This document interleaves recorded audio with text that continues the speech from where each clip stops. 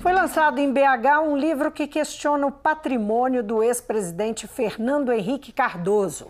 O Protegido, porque o país ignora as terras de FHC, traz detalhes sobre como o sociólogo se tornou um grande e próspero fazendeiro e questiona por que as propriedades nunca tiveram atenção da mídia. Nosso entrevistado é o autor, o jornalista e pesquisador Alceu Luiz Castilho. Muito bem-vindo, Alceu. Obrigado, olá. Alceu, o que despertou seu interesse? Qual foi seu ponto de partida para ir atrás dessa informação? Até onde a gente se tornou público, para o grande público, Fernando Henrique Cardoso tinha uma fazenda em Buritis, né, em Minas Gerais. E agora você fala de um patrimônio muito maior. Como é que começou essa história? Bom, eu coordeno um observatório em São Paulo que cobre questão agrária como um todo, um observatório crítico sobre agronegócio, sobre temas do campo, que se chama De Olho nos Ruralistas. Quando o Fernando Henrique aparece na TV, o Emílio Odebrecht aparece no Jornal Nacional falando de Caixa 2 na campanha de Fernando Henrique, nas campanhas de Fernando Henrique, e aparece depois o ex-presidente negando, dizendo que não era nada disso, eu me pautei, eu falei, olha, talvez eu ache aqui, mesmo com o recorte dos temas agrários, algumas coisas interessantes, porque o Odebrecht tem braço ambiental, o Fernando Henrique tinha essa fazenda em Minas, e eu fui atrás e acabei achando o canavial em Botucatu, que ninguém tinha ainda, ninguém sabia da existência dele. Botucatu ainda. No interior de São Paulo. Exato, né? Numa região muito bonita do estado de São Paulo, inclusive, a transição da planície para o Planalto, e fui lá e achei esse canavial em área de mananciais. Então, essa história que começa em Buritis, na fazenda em Minas, quando o Fernando Henrique era pecuarista, ela continua agora com o presidente sociólogo, agora como canavieiro. Só para entender, você mencionou o Emílio Odebrecht, o dono, o patriarca da família Odebrecht, que fez enfim, ele num depoimento citou doações para Fernando Henrique, para campanhas do Fernando Henrique, não foi isso? Isso dentro das apurações, das investigações da Lava Jato. Exato. Sim, isso tem o quê? Uns dois anos? 2 anos, foi em abril de 2017. Sim. Só para situar, porque às vezes a gente cita e as pessoas não necessariamente acompanhavam. A partir daí, então, você começa a tentar entender o que é esse patrimônio dele. Isso. Eu começo a tentar entender as conexões e me deparo com um personagem, que é o segundo personagem mais importante do livro, que se chama Jovelino Mineiro. Esse Jovelino é chamado pelo Fernando Henrique de Nê. Eles são muito próximos. Esse Jovelino é compadre do Fernando Henrique. E ele é o elo, um dos principais elos com Odebrecht, porque Jovelino é sócio do Emílio Odebrecht. Eles até já foram representados em uma assembleia pelo mesmo advogado, que é o advogado do Fernando Henrique, que era diretor da Fundação FHC, senhor José de Oliveira Costa. Tem um relato nos Diários da Presidência, o livro do ex-presidente, onde ele diz que ele e o Nê receberam Emílio Odebrecht no Palácio da Alvorada. Então, quem é esse personagem, que é o compadre do Fernando Henrique? Então, é uma amizade muito antiga, Isso. Que perpassa desde o período que ele era presidente até hoje. Exato. Esse Jovelino era o administrador da fazenda em Minas, quando ela ainda era sociedade do Sérgio Mota, o ex-ministro das Comunicações, com Fernando Henrique. Jovelino administrador, depois o Sérgio morre e o Jovelino vira sócio dessa fazenda em Minas, com os filhos, os 3 primeiros filhos do Fernando Henrique. E é um personagem que está ligado também ao famoso apartamento em Paris, porque o apartamento em Paris pertence à família desse Jovelino Mineiro, à família do ex-governador Roberto de Abreu Sodré, ex-governador de São Paulo. Famoso, só para explicar, famoso apartamento em Paris é famoso por quê? Bom, primeiro porque o Fernando Henrique, quando acaba o governo dele, ele vai ficar vários meses lá nesse apartamento com Dona Ruth Cardoso. Segundo, porque ele está relacionado também à história do relacionamento extraconjugal que o Fernando Henrique teve com a jornalista Miriam Dutra. a partir desse relacionamento nasce o Thomas Dutra, que segundo essa jornalista, a Miriam Dutra, que foi jornalista de televisão, ele é o Thomas Dutra que mora no apartamento em Paris, que o Fernando Henrique sempre nega ser dele. E, de fato, o apartamento era da Abreu Sodré e fica com as filhas dele. Uma das filhas casada com esse Jovelino Mineiro. Uhum.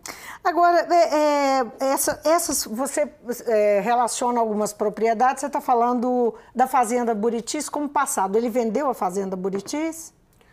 A Fazenda Buritis, em Buritis, Fazenda Córrego da Ponte, foi vendida... É Córrego da Ponte que chama Fazenda. Isso, foi sempre... Buritis é um município muito próximo do Distrito Federal.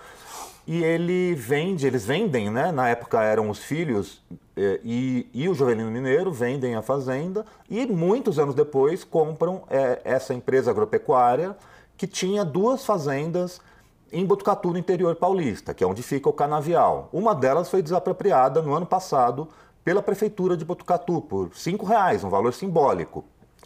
A outra foi desapropriada a fazenda menor e restou a outra. A de 36 foi desapropriada, restou uma de 205 hectares. São próximas? São contíguas. E entre uma cachoeira, Véu da Noiva, que é do município, e uma empresa de genética bovina que pertencia a esse personagem Jovelino Mineiro, o Nê. Qual que é a justificativa para essa desapropriação a esse custo, a esse valor? Construção da represa do Rio Pardo para, segundo a Prefeitura e a Sabesp, abastecer a população de Botucatu com água, embora quem esteja rio abaixo esteja reclamando.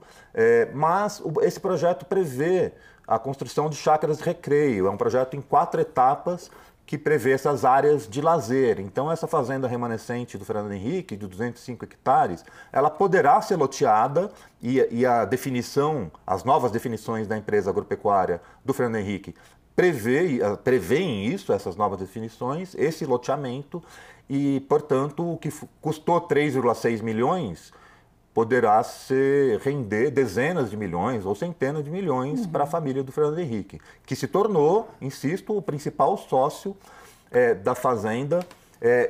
Agora, em junho de 2019, ele voltou a ser o principal sócio. Tem um valor que a gente pode atribuir a esse conjunto enfim, a esse patrimônio do Fernando Henrique? O patrimônio rural é de 3,6 milhões dele, 3,2 milhões dele, mais os 5,7 milhões dos filhos, 1,9 milhão para cada filho. Inicialmente custou 4,2 milhões, salvo engano. Agora, com a injeção do Fernando Henrique, tem um capital social maior, e aumenta o capital social exatamente no momento em que a fazenda menor foi desapropriada.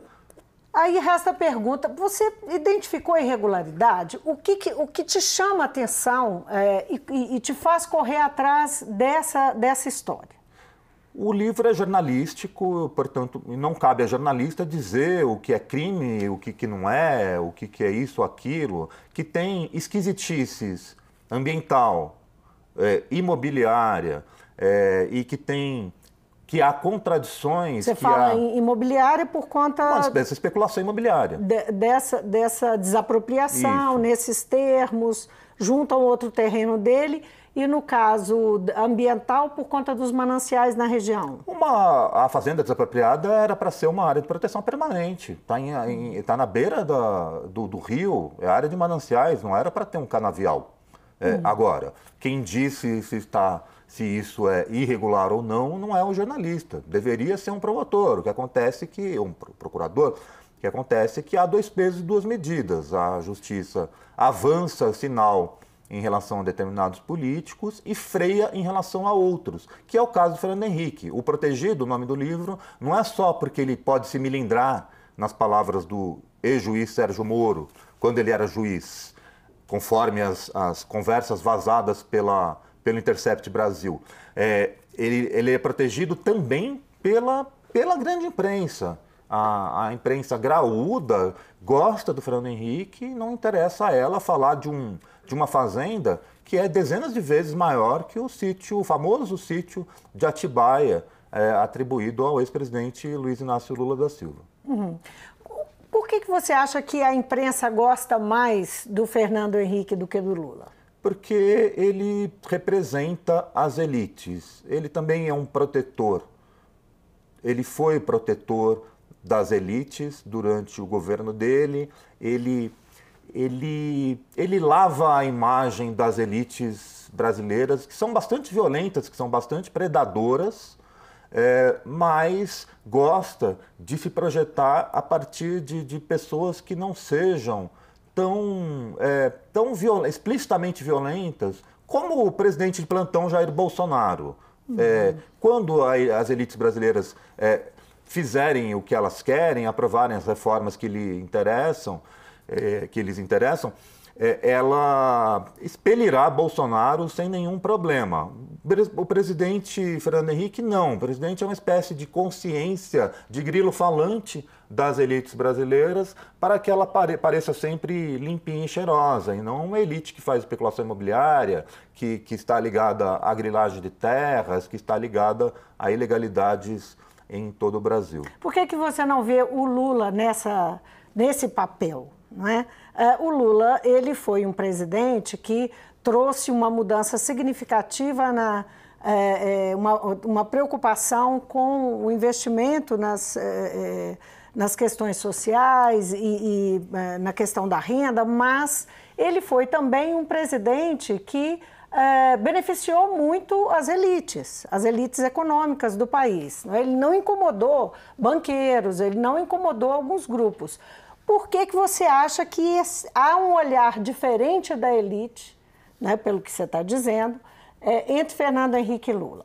De fato, Luiz Inácio Lula da Silva beneficiou banqueiros, beneficiou o próprio agronegócio, ainda que também tenha feito algumas políticas para camponeses, para indígenas, mas a imagem do Mino Carta, que prefacia essa segunda edição, a segunda edição está sendo lançada exatamente aqui em Belo Horizonte com o prefácio do Mino Carta. A imagem do Mino Carta preferida é a de Casa Grande e Senzala.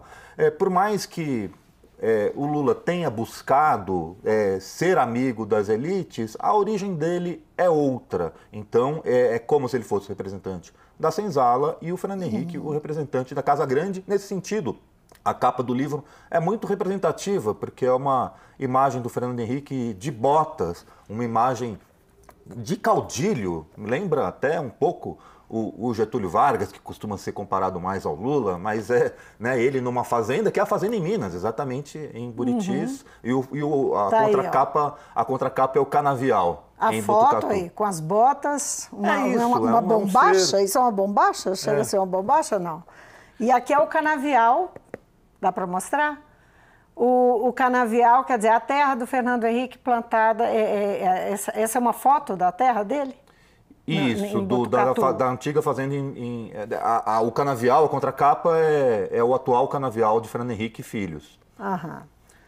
E ele é a pessoa que as elites gostam de ver no aeroporto. É isso, essa é outra imagem possível. Você fala que esse é um passeio pelas elites? Você menciona isso no livro? Sim, pelos corredores da elite. Você se surpreendeu com alguma coisa nesses corredores? Sempre me surpreendo porque a capilaridade das relações de Fernando Henrique e desse Jovelino Mineiro com os poderosos no Brasil é muito grande. Observemos que grandes banqueiros e grandes empreiteiros, eles financiam o Instituto Fernando Henrique Cardoso, hoje Fundação FHC, no Palácio da Alvorada, num jantar organizado por esse personagem, Jovelino Mineiro, o Nê. E quando ele ainda era presidente da República. Isso, no último mês do governo dele, e com doações de Emílio Debrecht, de Luiz Carlos Nascimento, da Camargo Correia, entre outros personagens da elite brasileira. E esses personagens, eles se cruzam também nos corredores das artes, eles são importantes no MASP, no Museu de Arte de São Paulo. Emílio Debrecht e Jovelino são diretores, sócios do MASP. O próprio Fernando Henrique é presidente de honra da Fundação OSESP, Orquestra Sinfônica do Estado de São Paulo. Portanto, estamos falando de corredores, altos corredores, de representatividade simbólica, e é por isso que eu falo também de lavagem de imagem. Você foi em algum momento influenciado pela sua percepção pessoal, as suas convicções pessoais e políticas para fazer esse livro? Não, eu fui influenciado pelo fato de que havia uma overdose de informações em relação a outro ex-presidente e pouca informação em relação a esse ex-presidente. Dois dos presidentes mais importantes da história do Brasil. A motivação é histórica.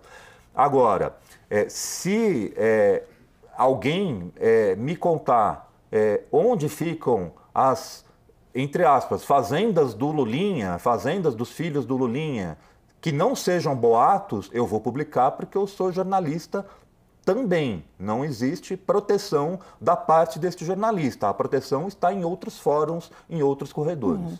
Quando você usa o termo o protegido, você está, como você mencionou rapidamente lá mais no início, eu queria explorar um pouquinho mais essa sua percepção. O protegido no sentido de estar protegido judicialmente e protegido pela grande mídia. Como é que você percebe o comportamento da mídia em relação a ele, né? Nas redações? Você passou por redações importantes, grandes. Como é que você percebia isso durante a sua vivência dentro de redação? Bom, a cobertura ao governo dele sempre foi muito mais simpática do que a cobertura de outros governos, não só o do governo Lula. Itamar, a cobertura era extremamente hostil ao Itamar Franco, mesmo o Fernando Collor, né? No caso do Fernando Henrique, havia uma espécie de trégua, com uma exceção aqui e ali, o Fernando Rodrigues revelando os votos, a compra de votos, ou suposta compra de votos, para a reeleição. Isso ainda na Folha de São Paulo. Isso, exatamente, nos anos 90. Mas, de um modo geral, o Fernando Henrique, ele é visto pelos jornalistas, né? Tem um caso específico, o Augusto Nunes, que é muito conhecido, apresentou Roda Viva na TV Cultura em São Paulo, coluna na Veja, Jovem Pan, ele tem uma relação extremamente próxima com o Fernando Henrique, de amizade, de textos bajuladores. É uma coisa impressionante, assim, que a gente não imagina alguém fazendo com outro ex-presidente, né? Realmente, o Fernando Henrique obviamente tem as qualidades dele, ele tem muita lábia, ele é sedutor a seu modo, e ele é amigo dos donos da mídia.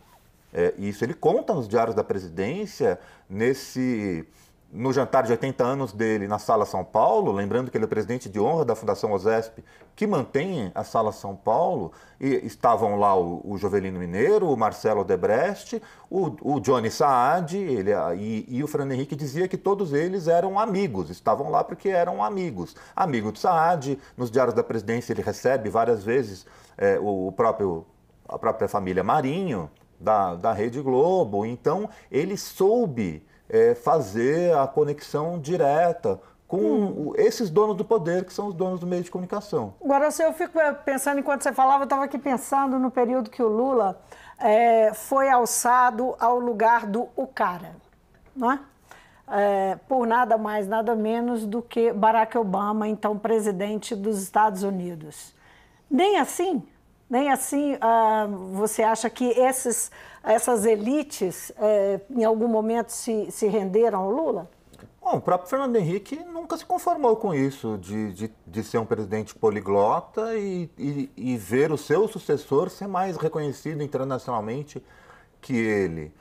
E foi reconhecido internacionalmente até por conta da origem pobre, da trajetória de metalúrgico, nordestino, etc. Não estamos aqui ainda a avaliar o governo desse ou daquele, né? É uma questão de imagem para o exterior, né? Mas a Casa Grande, isso que Mino Carta chama no prefácio de Casa Grande, ela não gosta de gente do povo no aeroporto, os prefere na rodoviária, isso, não chama o Lula muita gente chama preconceituosamente o ex-presidente Lula de 9 dedos, que é uma agressão violenta, uma condição física, né, que não se pode fazer com ninguém, e que um dedo perdido durante o trabalho, portanto isso é muito simbólico.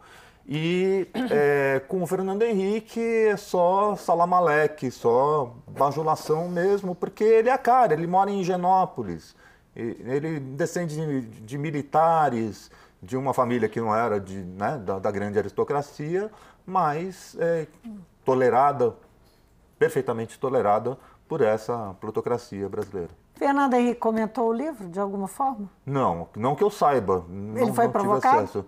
Depois do livro, não. Eu tentei, durante a apuração, eu tentei ouvi-lo. Depois, não procurei. Então, esse é um assunto que Fernando Henrique nunca falou sobre ele? Ainda não. Não que eu saiba. Nem vai tentar?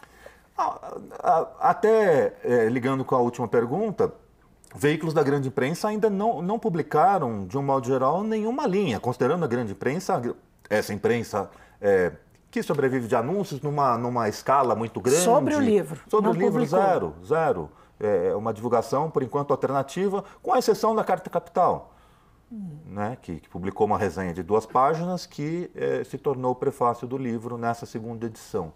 É silêncio absoluto e o Fernando Henrique prefere assim, prefere silêncio. Senão seria uma forma de divulgar um livro que o incomoda, poderia até melindrá-lo. Você nunca foi procurado, por exemplo, por um procurador do Ministério Público?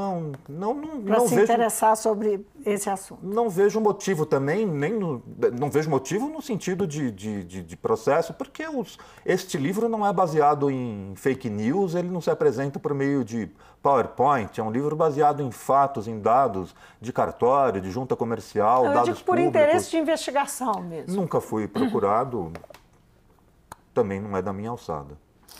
Alceu, muitíssimo obrigada por ter vindo ao Mundo Político falar do seu livro O Protegido, porque o país ignora as terras, de Fernando Henrique Cardoso. Eu agradeço o convite. Estou curiosíssima. Quero conhecer os detalhes. Eu conversei com o jornalista e pesquisador Alceu Luiz Castilho, autor desse livro que eu acabei de mencionar, O Protegido, porque o país ignora as terras, de Fernando Henrique Cardoso. É um trabalho que surgiu aí de uma reportagem da Carta Capital em 2018 e ele, então, aprofundou a investigação que fala sobre um patrimônio de um sociólogo que virou presidente e que hoje é um rico fazendeiro.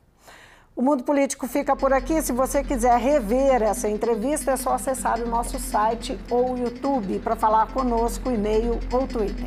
Obrigada pela companhia e até a próxima.